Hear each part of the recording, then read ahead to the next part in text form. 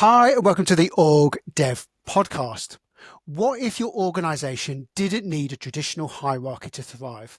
Have you ever felt that endless meetings, layers of approval, and rigid structures are slowing your team down? Is self-management the key to unlocking innovation, agility, and trust in your workplace? These are questions we've wanted to explore for a long time on the OrgDev Podcast, but we were searching for the right person to help explore them. And that search ended when we met Paul Jansen. Paul has dedicated much of his career to helping organizations realize their full potential by unleashing the capabilities and intrinsic motivation of their people. He's created several employee-owned social enterprise and also non-executive director for 2 social enterprises as well. He's also the innovative of the brilliant podcast, the Work Punks podcast, with Colin Newland and Ben Simpson, where they give their refreshing and original views on how to deal with the challenges at work. And I've listened to every episode and it's really good. As you can imagine, Paul's extensive work experience is backed by a strong academic background with an executive MBA from INSEAD and an MSc in industrial engineering and management science from the University of Eindhoven. So welcome, Paul. We're so glad you could join us today.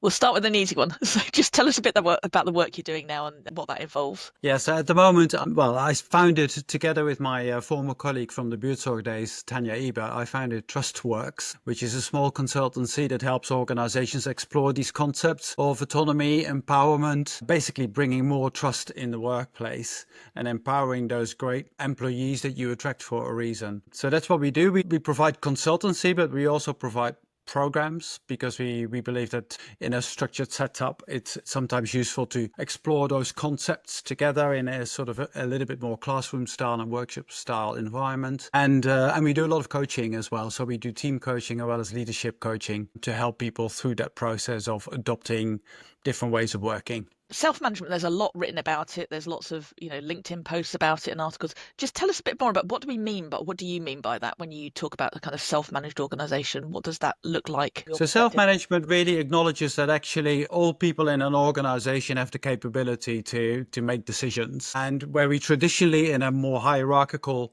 command and control environment, we almost implicitly expect leaders and managers to make all the decisions for the workers, for the people on the front line. In a self-managing organization, a lot of that decision-making power is actually pushed as much as possible to the front line. So that means that in an extreme case, you may not even need any managers, you may not even need any hierarchy, because people on the front line will essentially together make all the decisions and organize the work in a way that is required to address the demands from the market, whether that's clients or patients or anything like that. And what do people get wrong about the concept? What are some of the myths that you see or the misunderstandings? Well, there's a lot of is it myths? Is it fear? I'm not entirely sure, but a combination of the two perhaps is that self-management leads to chaos.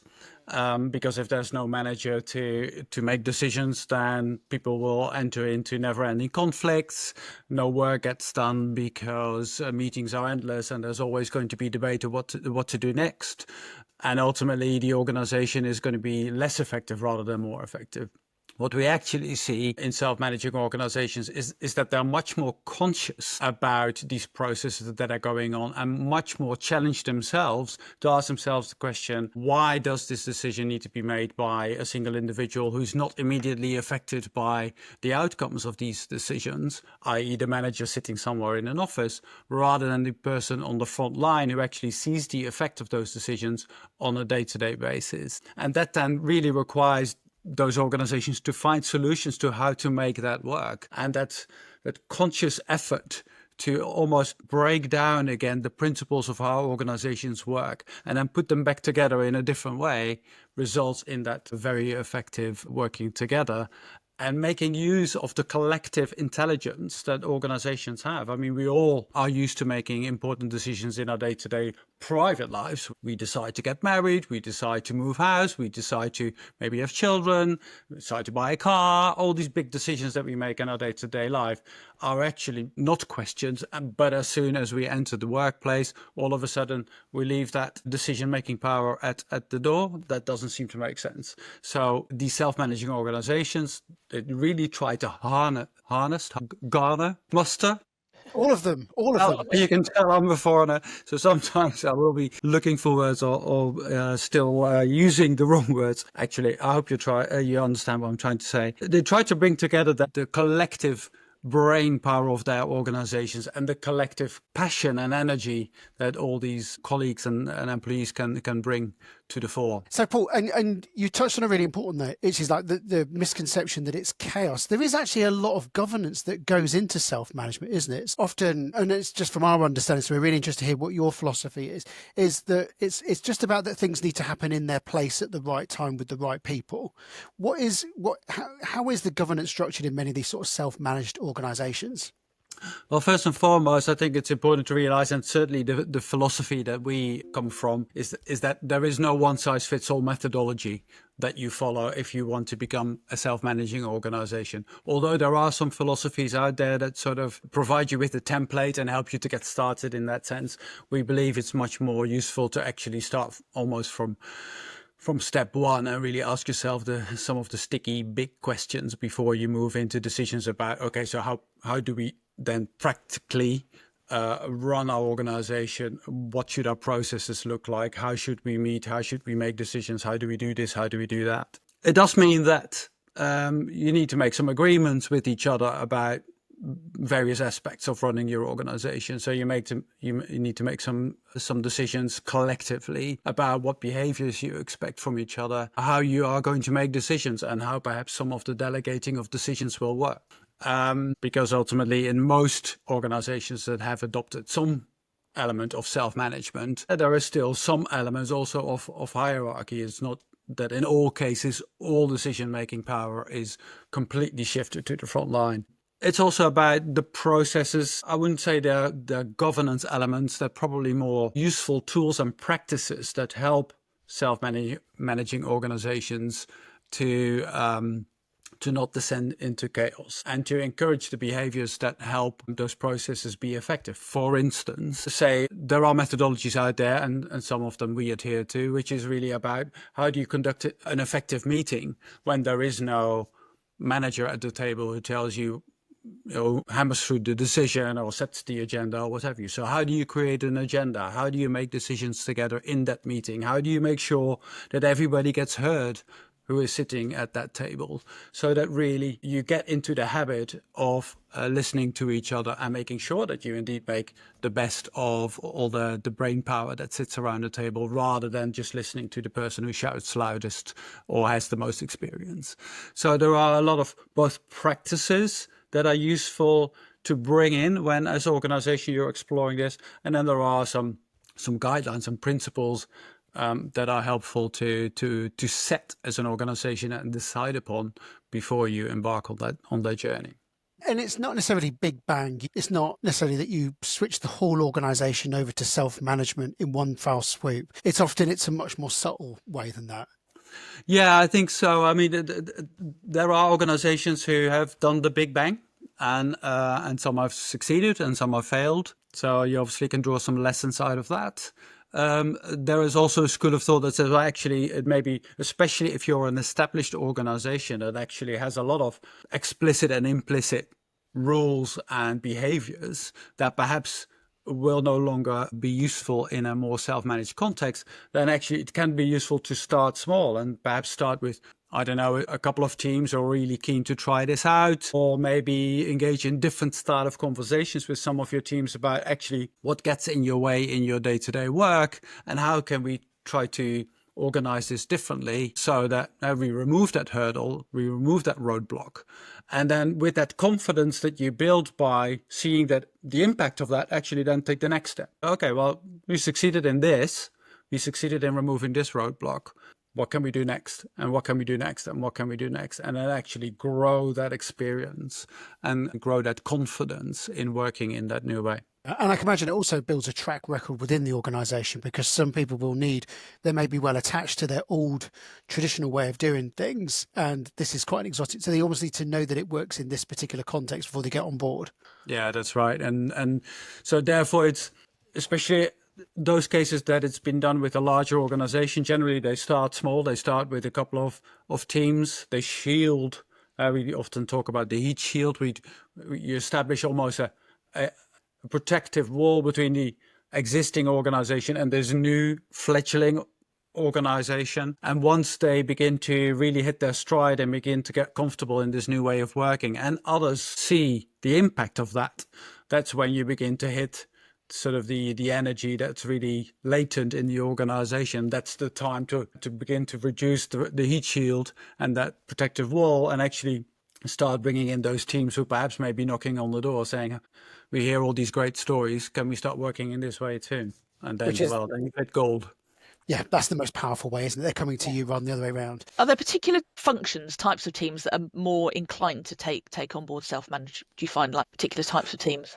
Well, I do find that there are two types of organizations, very, very bluntly spoken. One is where teams are more of an operational nature and are therefore quite similar in essence. And then there are other teams or other organizations where teams are much more of a temporary nature and perhaps are more, say, in software design or architecture. Teams basically, you could be a member of 5-6 different teams at the same time because each team has got a different purpose and a different duration. And these two organizations do tend to approach it in a slightly different way.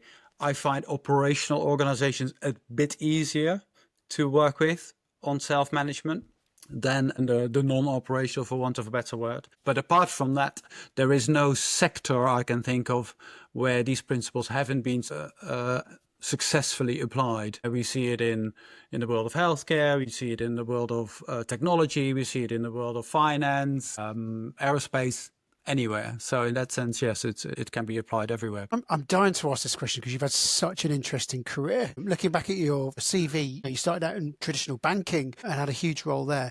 What was your journey into self-management? How did you sort of find it? And what were some of the big moments along the way where you started to think, yeah, this is a particular way of working that I really want to invest my career in? Yeah, the banking part of my career, we shall quickly put aside. It was sort of the first half, which I don't regret, by the way, but I did have a mid-career point at which I thought, well, do I want to stay in banking or do I want to move into something else? And obviously the decision has been to move into something else. That was initially the world of social enterprise, organizations that are essentially run as businesses, commercially, win contracts or deliver services or sell products or services, but for a social good. Is pretty much the sector that I focused on after I abandoned banking. And what I learned from those initial few years of working in that sector was actually where those organizations were so successful, I thought, was that they were much more creative than the average company or the average government-run service in finding solutions to very sticky, very difficult problems. And often these are societal problems, right? Problems about, I don't know, rehabilitation of ex-prisoners, supporting people with disabilities, people with drug and alcohol abuse issues. Whatever the issues, these organizations tended to be much more forward-thinking and ultimately much more effective in tackling some of these problems. Not necessarily completely just eradicate them and solve them, but certainly be much more effective. And I felt that the key in those organizations to achieving that was that they really empower their frontline to get on with it. And at the same time, having a very clear picture that they continuously enhance within the organization about what good looks like. So this is what we stand for, everybody. This is what we try to achieve here. This is how we do things in our organization. And with that clear sense of purpose, the front line was allowed to just get on with it. They were trusted to do the right thing. These organizations generally believed and believe that employees come in to do a good day's work and make a difference to someone's life. So that sort of once that sort of began to click with me, and a few years down the line in my career in the world of social enterprise, I then bumped into this organization called Buurtzorg, which is originally a Dutch community care provider, which has basically become really well known around the world for its self-managed team concept. They have about 900 teams of care professionals, mostly community nurses, district nurses, who deliver care in small teams of up to 12 people all over the country with great success. They do this without any hierarchy. There is one CEO, there is one director of support processes of the business operations. But other than that, there are no team leads, no middle managers, and no nothing. And as it happened, They do this very successfully, so they've got better clinical outcomes. Their clients, their patients love how they're being looked after and how they are supported. And their care professionals, their employees absolutely love this trust that they are being given, that they are professionals, that they've trained to be a district nurse. So they are being trusted to apply all that knowledge and all that personal passion and creativity that they can bring to the job to do the best thing they can for their clients, for their patients. So the organization is hugely successful, not only for their employees and their patients, but also financially. They are much more effective financially, much cheaper than most other care organizations. So obviously that as a model attracted an awful lot of attention. And in the UK, as the NHS and also the world of social care is always looking for better ways of doing things, there was a huge interest also in the UK to see how Buurtzorg cracks this conundrum. So for a number of years, I worked with NHS trusts and with local authorities and other organizations. I helped them to understand the secret behind Buurtzorg's success, and we tried to run pilots to find out whether that way of working could also work in the UK, and if not, what sort of the importance of the context is. That obviously UK brings a different context in many aspects. So to what extent that context determines the applicability of how Buurtzorg works, or perhaps not. So many questions to ask about this. I've got for 52 now. So if we go back to the kind of origin in the kind of the Dutch model, what is it from your perspective that makes that work? What is the secret to making it successful? In terms of patient outcomes, client outcome, customer satisfaction, the financial. What is the secret that makes it work there? Well, first and foremost, there's not one secret. I thought you were going to give us a silver bullet. Yes, sorry about that. But there are a couple of silver bullets perhaps in combination. First and foremost, it is that clarity around what good looks like that the founders of Buurtzorg have completely infused the organization with, and they perhaps also benefited from the fact that they started from scratch.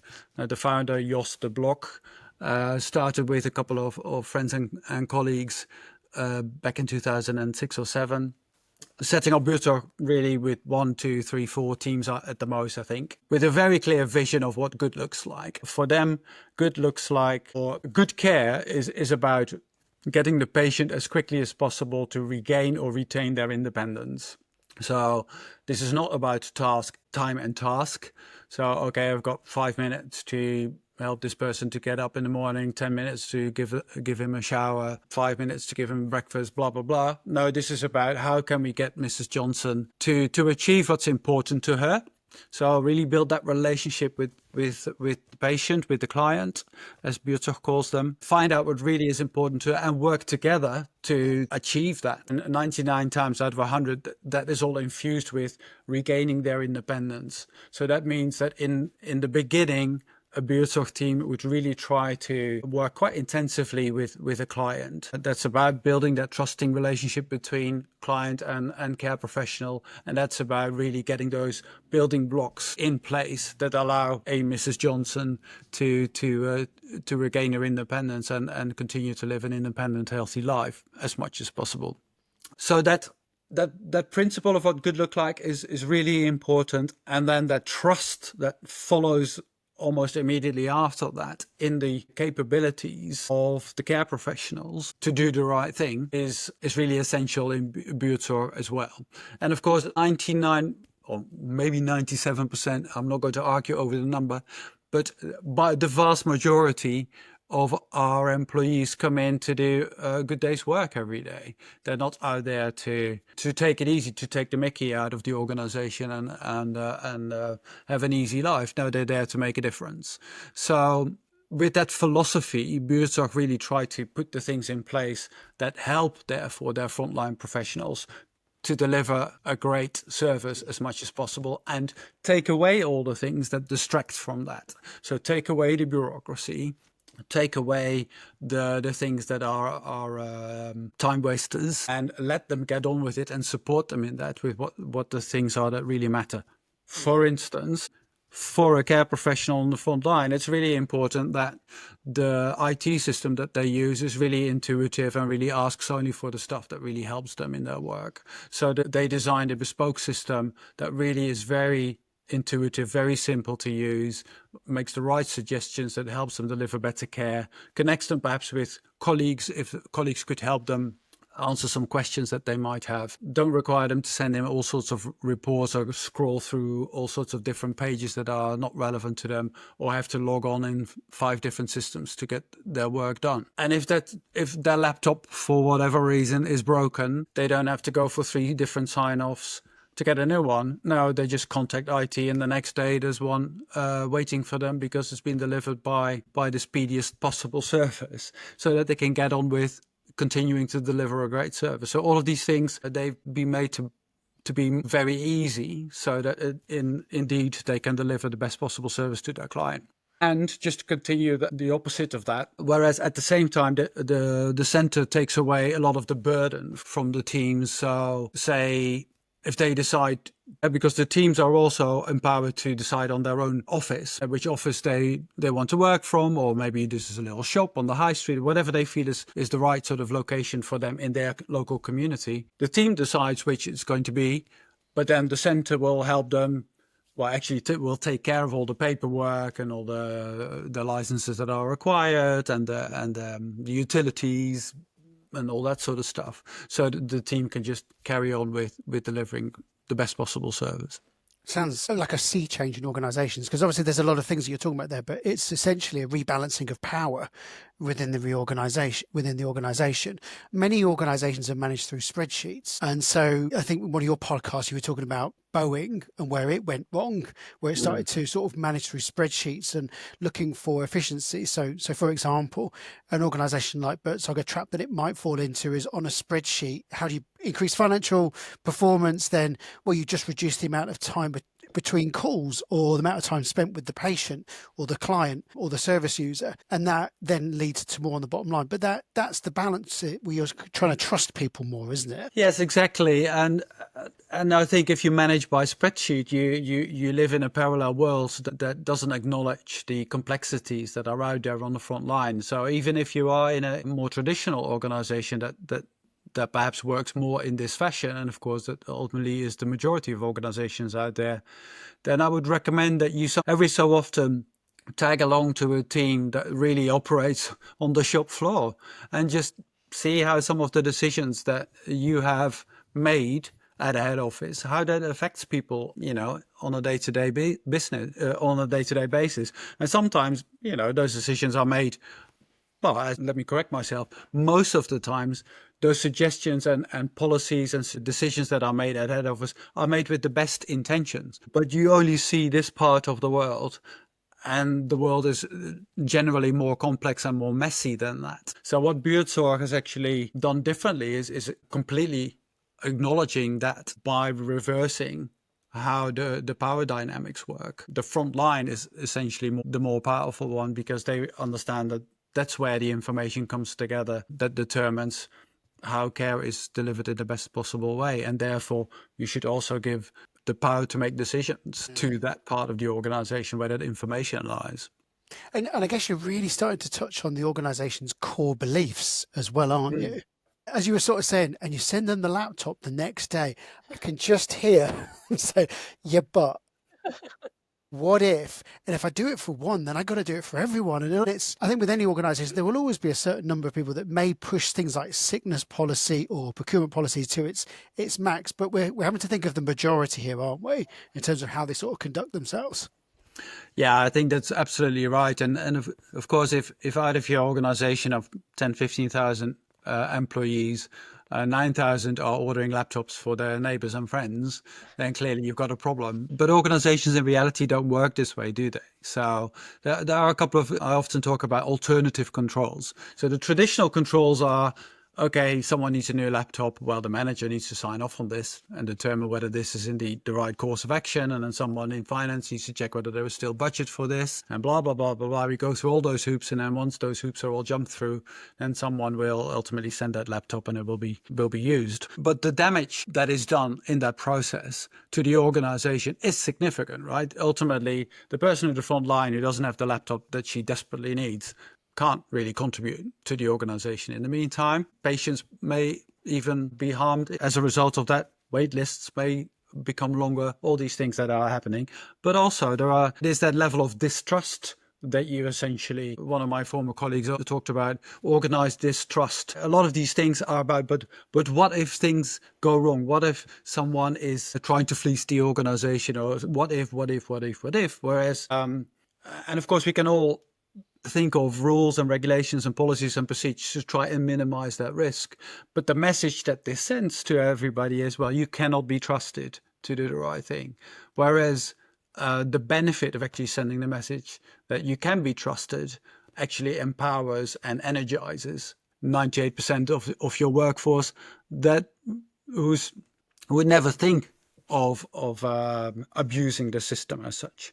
And then there are, of course, some clever things, like I said, alternative controls that help you in not having your organization spiral out of control. And one of those things is, for instance, the fact that teams are kept small. Self-managing teams, we always say, really keep them small so that you have the personal connections that make sure that, people don't take the mickey, but also if they do take the mickey, that the rest of the colleagues feel co-responsible for addressing that. You're collectively responsible as team for the success of your team. And therefore, if you see that one of your team members is not pulling his weight or perhaps is raiding the office cupboard or whatever, then you feel the ownership and the responsibility to speak up about that and address it, because it doesn't go unknown. It's much easier to get away with that kind of behavior if you're on a large anonymous organization, right? And secondly, it also means that when these personal relations are there, and also with your clients, is that when your clients are unhappy about something, they feel more comfortable in addressing it with your team immediately, because you've built those relationships with your client and they know you personally. So if they know you personally, they might say, well, you've got this new colleague, right? He came to see me this morning, but he did some funny things. He did this, this, and this. Okay, well, you take it back to the rest of your team, and maybe you have a quiet conversation with that new colleague about, I'm a bit uncomfortable about the things that apparently happened. I would have done it differently. What's your story?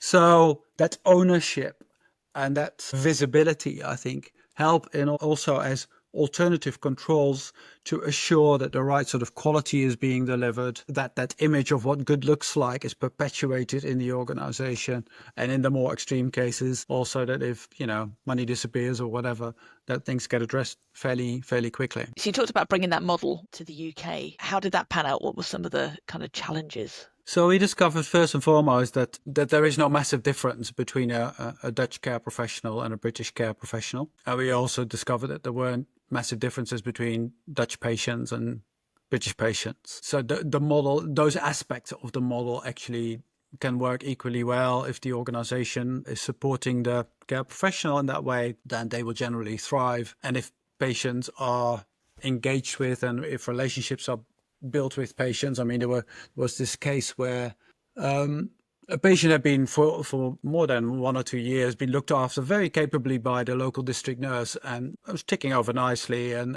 the patient was quite happy, to be honest. But once the Buurtzorg style team came as part of the pilot and engaged with this individual and started to really have these personal conversations about what's important to you and how can we help you achieve that, then ultimately, long story short, this patient could be discharged after 2 months, because all of a sudden things started to click into place, and that there was just a level up of care and effectiveness and outcome that could have been achieved. So we saw all of that good stuff and encouraging stuff quite quickly, but we also saw that, and this is no big surprise, that the gravity pool of the existing organization with its existing culture, its existing processes and procedures and habits was so strong that these positive pilots, and even the most successful pilots, ultimately got sucked back into the main organization. It was just a leap too far for most organizations to say, wow, this works, now let's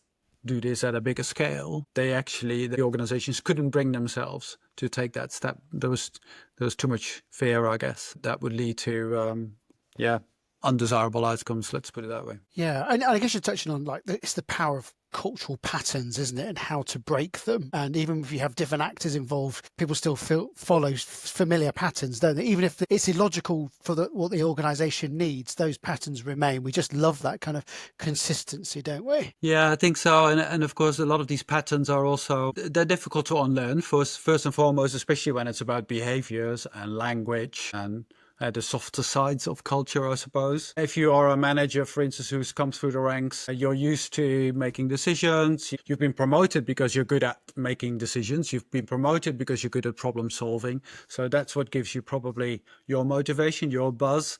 And all of a sudden, you're now being told, actually, we now want you to become more coaching style manager, and we want you to support your frontline team and let them make their own mistakes so that they can learn from that.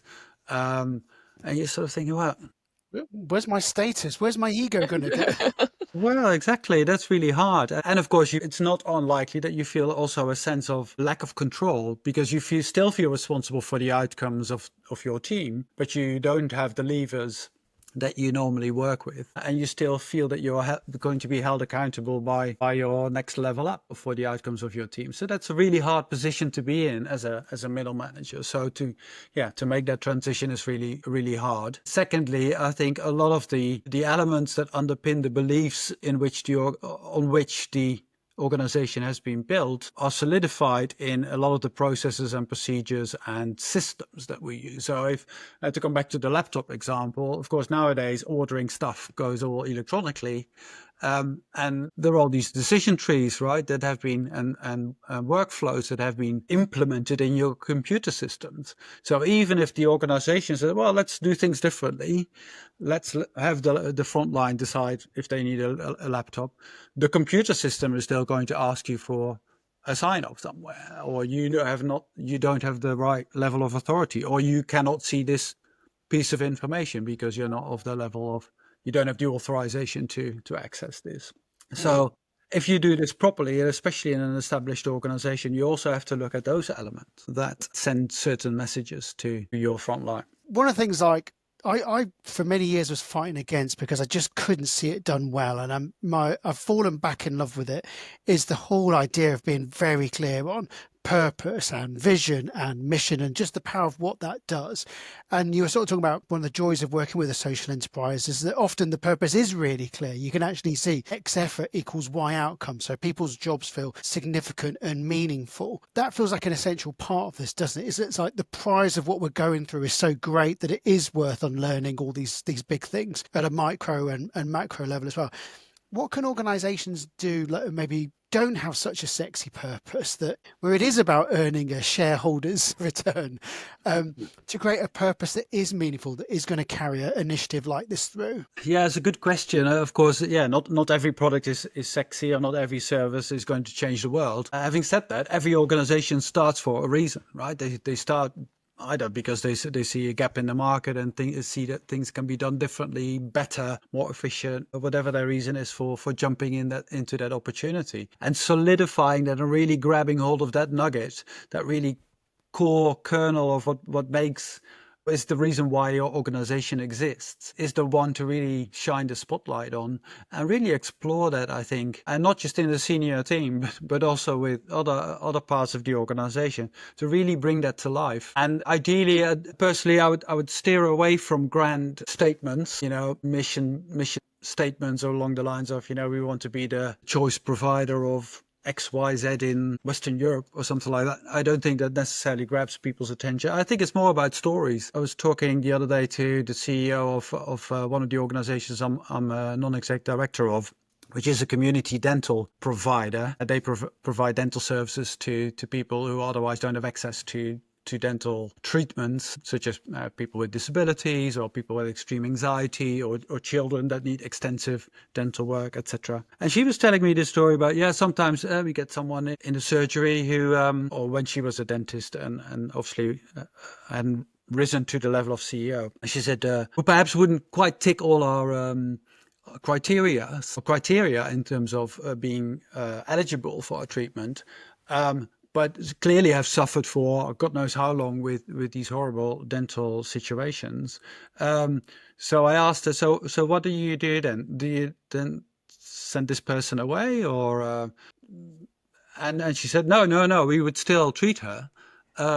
But obviously we would have a conversation afterwards also with the commissioner of the service and the admin team, etc., of how to deal with these kinds of referrals. But the fact that she was so adamant that actually you treat the person, I think felt like for me like a great story of this is how we do things at Community Dental Services. We still see the person. We don't just see the referral or the so many broken teeth or whatever the situation was. So if you share those kinds of stories with your organization and explore them together, what are the kind of stories that really summarize what we're all about and how we do things here, then I think you begin to get onto something. Because that's the kind of thing that guides decisions and actions in those kind of grey moments where we're not quite sure what the ethical and right thing to do is.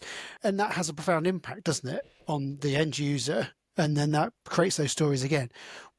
One thing you talked about on one of your podcasts, and we'll put a link to your podcast in there because it is really good. You guys were talking about a particular situation where someone's feeling overwhelmed by reports. They're having to do them on the weekend, all this kind of stuff. And your co-facilitators were talking really positively about co-designing, sitting down with the end user and saying, do you really need this? And you were like, no, stop all non-statutory reporting because there's so much wastage in organisations. We always love to add things, but we never take things away. There is so much bureaucracy in organisations, and often there's a logic behind it initially or thought behind it.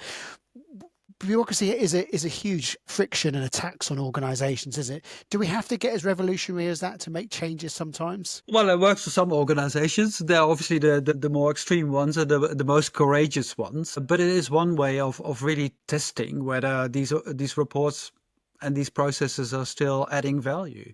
And let's face it, every process, every report, it triggers also so much work, and all that work costs money, and it's time and energy and money spent on something internal that is not about external services helping your clients. So that should be a great motivator for organizations to be much more critical on their internal processes. And again, I appreciate that a lot of these processes have come about with the best will of the world and with the right intentions, but over time they may have gone stale, or sometimes they just completely missed the spot. And that's hard to acknowledge when your career and your position perhaps depends on people complying with those kinds of things. But you have to, I think, be blunt as an organization. If you really want to raise your productivity, be really efficient, and make the biggest bang for your buck for your clients, then you have to be pretty sort of ruthless in keeping looking at that. Yeah, and I guess that's one of the things about self-management is this is not soft and fluffy stuff. This is very hard-edged stuff. There's some very, strict approaches to it. People are accountable, they're visible, and we challenge each other and we challenge our processes as well. I think sometimes that's the thing that's lost in translation, isn't it? Yeah, very much so, because obviously it's not about anybody just doing whatever they feel like doing on that particular day. There are clear boundaries that are applicable in what people are there to do. It's just that within those boundaries, they have lots and lots of freedoms in order to deliver on those objectives. That I think is really important. And secondly, developing those skills and applying them internally within your teams about holding each other to account is also a really tough skill. There's nothing soft about it. It's really hard to say to your colleague why are you working in this way, or why you're leaving early, or things like that, when there is so much work to do. These are things that we really find difficult usually to address, and therefore helping teams, helping individuals, and helping organizations to adopt these kinds of behaviors of being quite candid, being in a safe space to say these obvious things is really essential. So we work with teams therefore on these kinds of elements, as well as these meeting practices and some of the decision-making practices that I referred to earlier. So how do you feel safe in a team to ask that stupid question? Or how do you feel safe in a team to challenge someone who says, oh, we should go left here, whereas you might be thinking, oh, everybody seems to be nodding along with this person, but I actually think we should be turning right. So, how do you feel safe in order to do that, and establishing that sort of nature and culture in the team? So, yeah, those are the sort of skills and elements that are absolutely crucial. And ultimately also being held to account. Even in a super flat organization like Buurtzorg, there will be every so often individuals and sometimes even a team or two who go rogue and feel that they can step outside of those boundaries that have been agreed and are not delivering on those boundaries that have been agreed and the targets that have been set, and are ignoring or rejecting all the support that they are being offered from the center to get things back on track. And then ultimately you have to also make a clear statement to the rest of the organization that actually that is not acceptable, and then tough action needs to be taken. And even that has happened in the past. So if there's a leader of a team or, a chief exec of an organization who's listening to this and is feeling attracted by the idea of moving to kind of more of a self-managed approach, where would you suggest they start? What are the first steps that you'd get them to take? Well, it's always good to read about those pioneer organizations that have gone before us and are doing this on a day-to-day basis. I think that's very inspirational. It also raises your confidence that ultimately there are different ways of organizing and leading in organizations. And there are some famous books out there. Good start is Reinventing Organizations by Frederic Laloux. You might want to read Maverick by Ricardo Semler, fantastically inspirational book, very funny as well. But there's plenty of others, and actually I in my blogs I also do quite a few book reviews, so you can always have a look there and see if anything takes your fancy. Then secondly, obviously I would suggest that they contact me and sign up for our Moving Towards Self-Management program.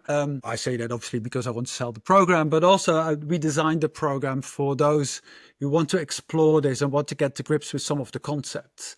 And what we try to achieve in that program is especially getting across that there is no one size fits all. You ultimately have to find your own way through this world of self-management, and because the fact that you make your own choices gives you that ownership of making it work. It's not a coloring in by numbers kind of exercise, and it also provides you with some opportunities to anticipate the roadblocks that you're going to encounter. There will be, and we saw this in our pilots actually, there will be things that go wrong. Staff members, team members that perhaps don't quite embrace this or go rogue or whatever, or patients that, things will happen basically. And then how are you going to respond? Are you going to respond by retreating back in your more familiar behaviors? So I think we need more management, more supervision, more reports. Or are you going to hold the course and ask yourself the question, how can I support this group of people to get through this? And of course, that's much more easily done when you're thinking about this in a safe environment than when you're under a lot of operational pressure.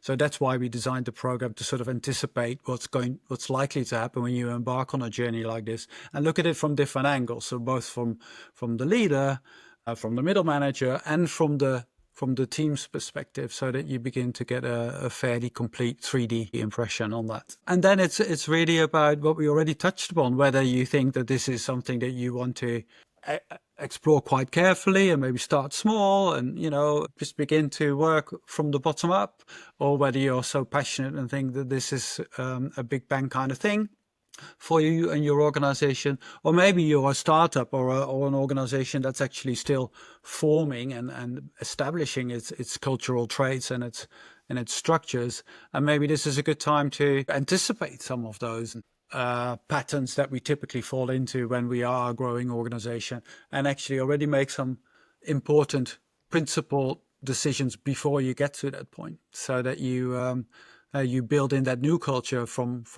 day one rather than day 100. So what do you do? What do you enjoy most about the work that you do, Paul? I enjoy most when I see the penny dropping with people, and not just about understanding how some of the example organizations that we touch upon in our program or in our work with clients, how they make it work, but especially when I see the confidence grow and think, oh yeah, actually I think we can start here, and I can see how this benefit might actually be the result of that. And they actually you just see it. It's a bit like when people are walking around a house that they might be thinking of buying, and they start to talk about, oh yeah, I think our couch can go there and our picture can hang over. They just begin to make it their own thing already. And when that happens, I'm really chuffed. And of course, when people really start to embrace some of the process and tools and techniques that sometimes we introduce to them, and sometimes I'm really surprised how, for instance, one of the tools that we sometimes talk about effective meetings, because a meeting is ultimately one of the key tools on how teams make decisions, right? And one of the things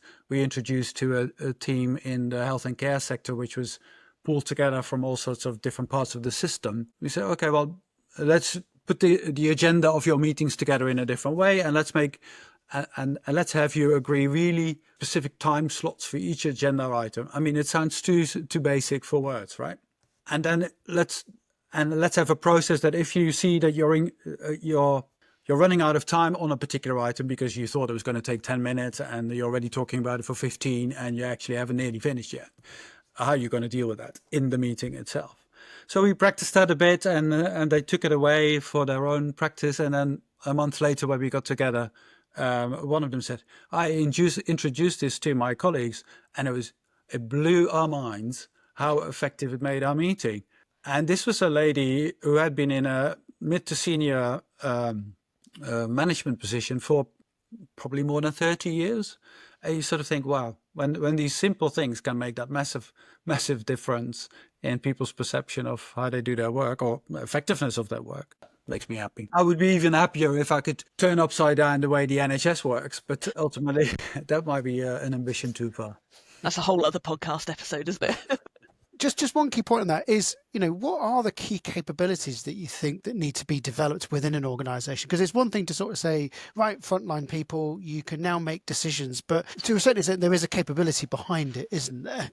So sometimes there are things where people have had sort of, maybe for better or worse, like learned helplessness, or they haven't had a chance to develop their practical judgment. So that kind of tacit, intuitive feel when they know what the right thing to do is. How is it confidence or capability that you need to develop for a team to start really flourishing, or is it a bit of both? I think it's a bit of both, and we start with a bit of capability. So bring in a slightly different way of working. This meeting example is there for a reason. We help them conduct their meetings in a slightly different way. That creates a slightly different language, and that sort of sends a message, okay, we're doing things differently from now on. That helps them to listen to each other, to consider alternatives when they make a decision, and to really take ownership for whatever decision it is that they make. And we coach them in that. So it's really important that in the initial stages of this way of working, you support these teams, really give them the power, but support them in the process that they go through in order to do this so that they begin to build that confidence. So once the capability sees, or once they get comfortable with the process and get increasingly confident because actually the outcomes of the process are working for them, then they begin to hit their stride, and then of course the coaching element can be dramatically reduced. Big question for you. What are some of the biggest lessons you've learned in your career today along this journey? For me, when I started in my career as a junior project manager, probably, I thought this was all about A to Z of this is how you do change. And this is about somewhere in an ivory tower designing the best possible solution and then communicating and gaining buy-in. We all know the Kotter process, don't we? And then implementing it, and then everything will be hunky-dory. But of course, I learned that actually the world is much messier than that.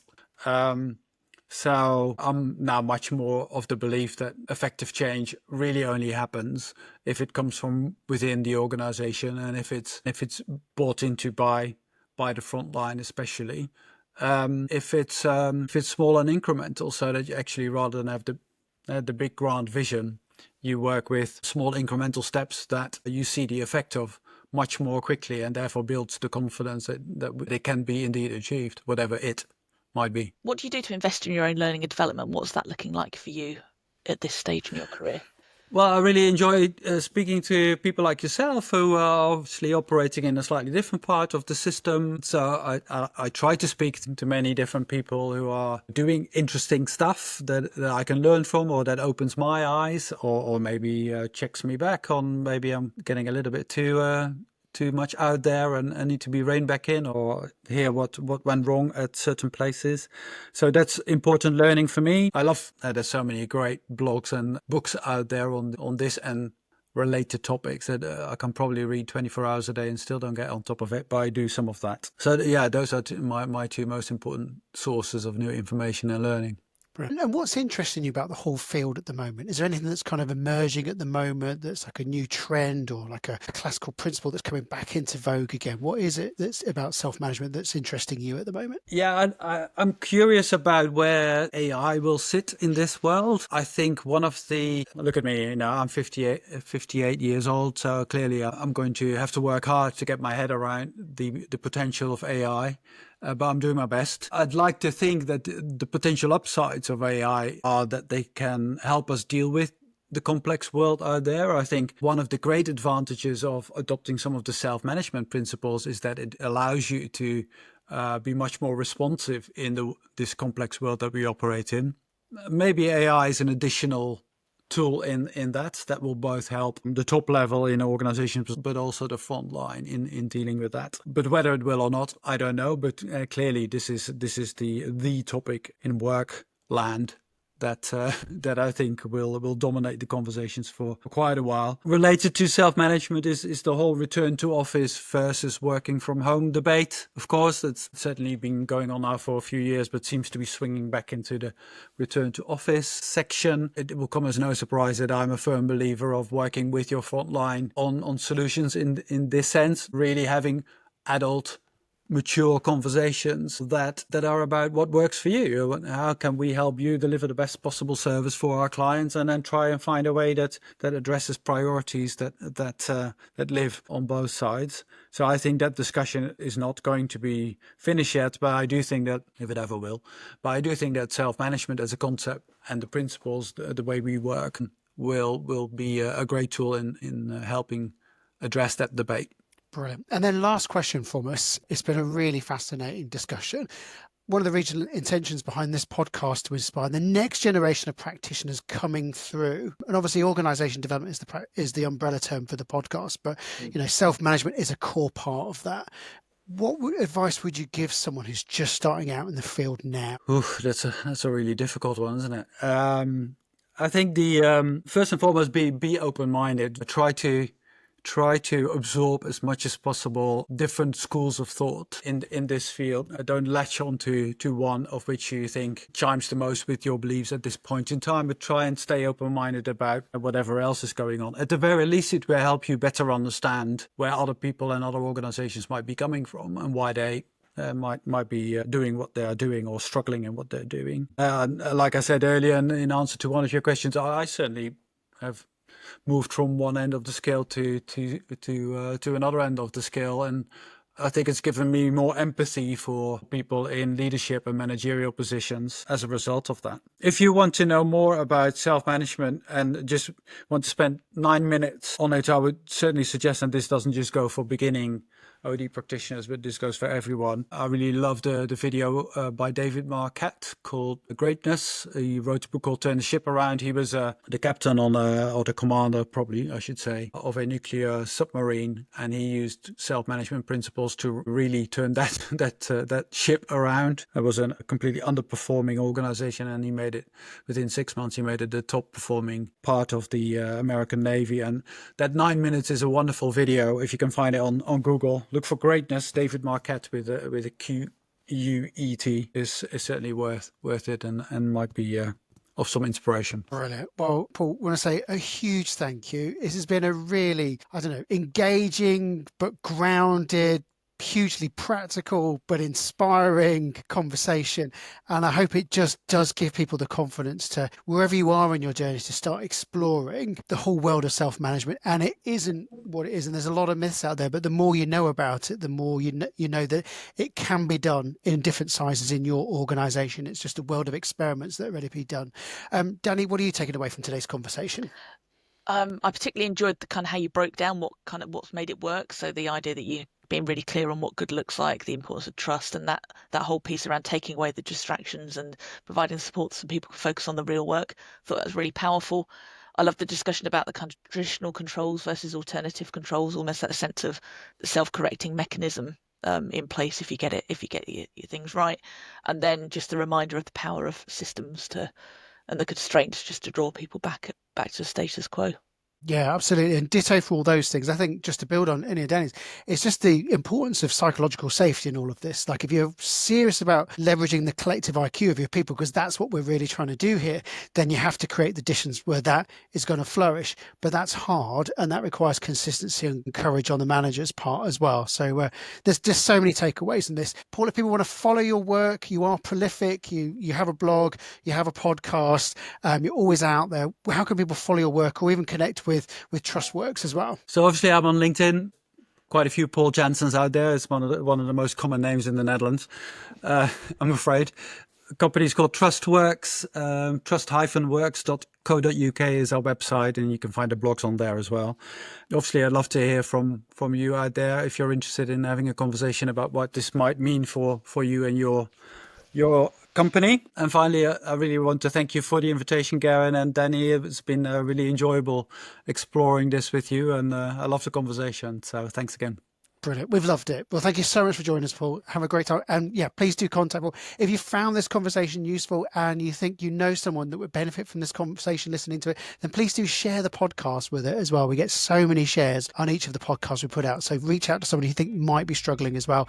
And also the algorithm gods, if you love it, if you like the podcast, whether you listen to it on audio or in video as well. But most importantly, thank you so much for your time, Paul. And thanks for just answering all of our questions with such depth and expertise as well. So thank you. It's been a pleasure.